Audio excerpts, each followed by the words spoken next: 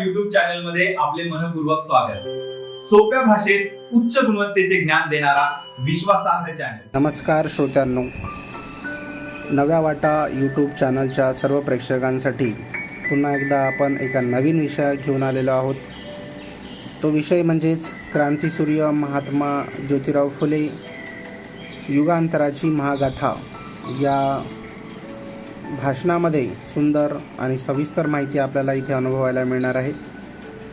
मित्रांनो, सर्वप्रथम या चॅनलला सबस्क्राईब केलं नसेल तर सबस्क्राईब करा आणि बाजूचं बेल आयकॉन प्रेस करा, जेणेकरून नवीन व्हिडिओ अपडेट सर्वप्रथम तुम्हाला मिळेल। तर चला मित्रांनो, वेळ न घालवता आपण भाषणाला सुरुवात करूया। विद्येविना मती गेली, मतीविना नीती गेली। विद्येविना मती गेली, मतीविना नीती गेली। नीतीविना गती गेली, गतीविना वित्त गेले। इतके अनर्थ एका विद्येने केले। अध्यक्ष महोदय, पूज्य गुरुजन वर्ग, नव्या वाटा चॅनलच्या सर्व रसिक प्रेक्षक आणि इथे जमलेल्या माझ्या तमाम देशबांधवांनो, आजचा दिवस या देशाच्या इतिहासातील सुवर्ण क्षण आहे। आज एका अशा महापुरुषांची जयंती आहे ज्याने अज्ञानाच्या अंधकारात चाचपडणाऱ्या समाजाला ज्ञानाचा सूर्य दाखवला, ज्याने विषमतेच्या बेड्या तोडून समतेचा मार्ग मोकळा केला। अशा या महामानवाच्या क्रांतीसूर्य महात्मा ज्योतिराव फुले यांच्या चरणी मी सर्वप्रथम त्रिवार अभिवादन करतो। नव्या युगाचा नवा प्रकाश, माणुसकीचा ध्यास ज्यांना अंधाराला चिरून काढले, वंदन अशा त्या महात्म्याला। मित्रांनो, 10 एप्रिल 1827 रोजी पुण्याच्या भूमीत ज्योतिबांचा जन्म झाला। फुलांचा व्यवसाय म्हणून फुले हे नाव पडले।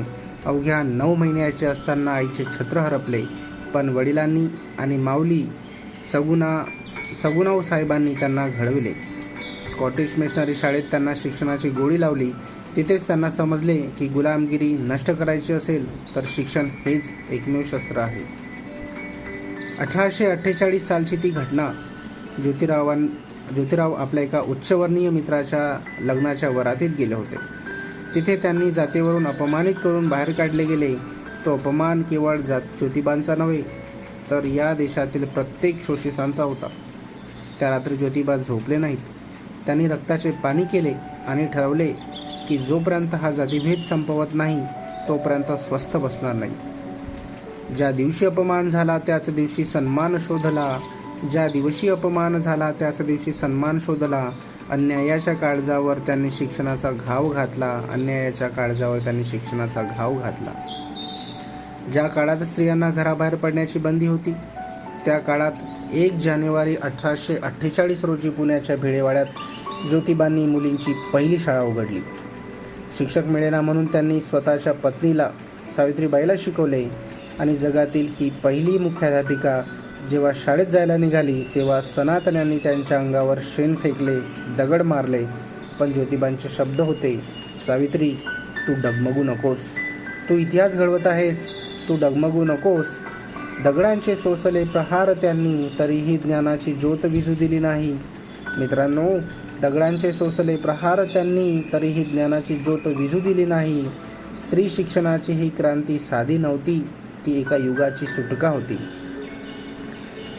महात्मा फुले हे केवळ शिक्षक नव्हते, तर ते शेतकऱ्यांचे कैवारी होते। त्यांनी शेतकऱ्यांचा आसूड लिहून शेतकऱ्यांच्या वेदना जगासमोर मांडल्या।